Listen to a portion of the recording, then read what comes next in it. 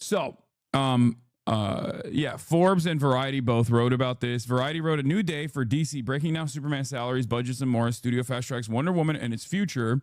They're not going with Gal Gadot, by the way. Okay, your worst take, but it's okay. Yeah, no, Kal-El, no. But also, yeah, Kal-El, no. But yeah, there is Nicholas Hoult, who plays archvillain Lex Luthor, nabbed $2 million payday. Is this, guys, can I ask a question without people saying like I'm out of touch and super rich or whatever? But am I crazy? I feel like back in the day when like top actors were in big budget productions like this, they would make more than 2 mil. Isn't that low? Like that's a shit ton of money. Don't misunderstand me. But isn't that kind of like I feel like when movie stars would be like a villain in a franchise flick like this, they would get way higher fucking fees than this, right? Is there something changing in Hollywood, or is Nicholas Hoult just not considered like a top actor, like an A-lister? Is he considered like a B-lister? Is that what it is? But even if he's a B-lister, it's like wild that he is, I mean, he's the main antagonist in this fucking DC franchise flick. Like that's crazy. That actually was like a little bit shocking. The film cost $225 million, another $125 million to market globally. The latter including pricey stunts like a Superman figure hovering over the apex of London's tallest building, blah, blah, blah. Typically, film stars earn top salaries, but in this case, Goma was by far the highest earner, pulling in 20 times more than David Cornswet and Rachel Brosnahan, Lois Lane, who each earned 750 bills. The Guns 15 million. What? Bro, that's crazy. My dude made 700. Dude, what kind of a fucking planet are we living in where I, a fucking random Twitch streamer, can get approached with a one-day advertisement scheme that I said no to famously, if you guys recall, where I would get paid more than motherfucking an actor in a Hollywood. What is going on? The thing that I'm talking about was what was it? Predicted or Polymarket? Polymarket wanted me to Polymarket wanted to sponsor my election coverage, and the starting ask from them, which means that they would go up a lot more, was $1 million. And I said no to it because I was like, I'm not gonna fucking do a gambling ad for politics. What are you, crazy? But and then a day later they got raided by the FBI. But that's besides the point. My point, my larger point here is like, it's crazy that like I can be approached as a Twitch streamer for a higher fucking a higher paid gig for one day than like the fucking protagonist of Superman. Oh, by the way, Polymarket, Trump administration ends Polymarket investigations without charges. Shouts out to Polymarket.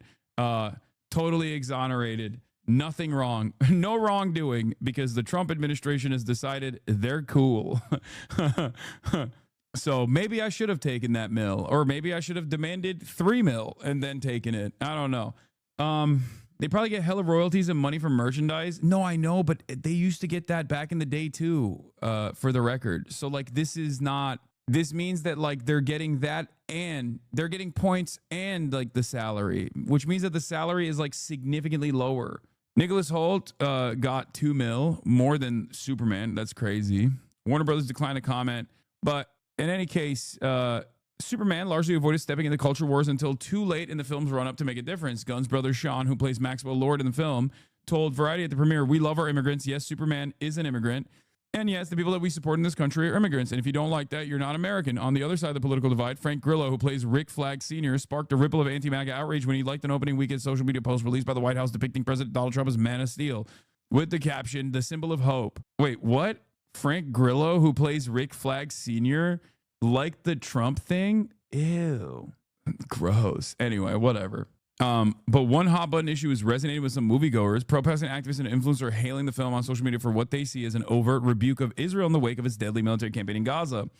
In the film, Lex Luthor has started a foreign war and is making billions off the conflict. The aggressor nation, dubbed Bavaria, drops bombs and oppresses his desert neighbor until Superman saves the day. Twitch streamer Hasan Piker, who has a massive following, called the film 2 hours and like 10 minutes of fuck Israel the entire time, a sentiment echoed across social media on opening weekend.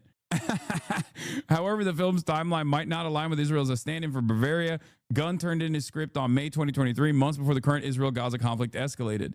Yeah, except it was an ongoing incident, and it hasn't started on October 7. It was definitely a thing that was existing far before October 7, and not only that, but also, you can still add, you can still make tweaks on the villainous character after you have put the script in.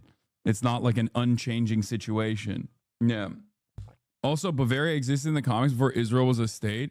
Also, Brittany Broski had David Cornsweet on, and I'm feeling like maybe I could do that too, but I don't know. I feel like I might be too a little bit too controversial for Hollywood still at this stage, especially given, I say Bavaria, sorry, Boravia, especially given my current takes. Anyway, bro, he's a gamer. He'll never come on. A little too spicy. No shot you could get him. Technically lives in PA with his wife and daughter. Superman's probably not allowed to take any non-exclusive stances, even good ones. Hasan is too ambitious. I love that. I mean, I don't think it's that ambitious. I think if you don't step on any landmines, you can do that. But I like that in the process of me going through this story, I revealed that like I turned down an opportunity to be paid more than David Cornsweet for one day of work. And you're still in here being like, nah, dude, you're just ambitious like that. No, I don't think so. I think we live in a very different age now where streamers do have fucking motion. And I was wrong. Podcasters and streamers, we got motion for sure. Sounds like magnitude bias. Maybe. Did you say Atrioc X Lena Khan podcast? No, I didn't say that. I don't know why you keep saying I said that, but I'm glad that Lena Khan went on the pod. Gunn says in this video from yesterday that some of the movie is now more relevant than when he wrote it. Things in the world today in reality. In fact, a few things that are more like the world today than when we made the movie 2 years ago. But it really was all from a storytelling perspective of what would Superman... I wonder what he could be referencing when he says that. I mean, it could literally... It's perfect, though. It's a perfect statement because he could just literally be like, oh, Superman's an immigrant. And this administration is anti-immigrant, and it's very obvious. Like this is Superman getting attacked relentlessly about anti-immigrant. He could say it about Ukraine and Russia if he wanted to, but we know what you're saying. I'm picking up what you're putting down, big dog. Okay. Also, it is pretty funny. I'm just realizing at this moment, and maybe it's because I'm stupid and I didn't realize it, but like it's pretty funny that his character on Creature Commandos is a self-insert. Like he just made himself like super hot and brolic in Creature Commandos. Like the main character in Creature Commandos is literally him, like the same hair and everything. Hashtag the gun is aimed at Israel.